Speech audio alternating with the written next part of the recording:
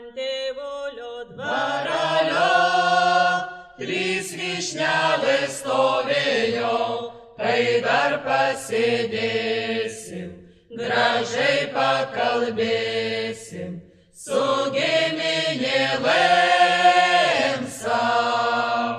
O už pirmo stalalio sėdi mano tėvulis, tai dar pasėdėsim, gražiai pakalbėsim, su giminėlėm sau.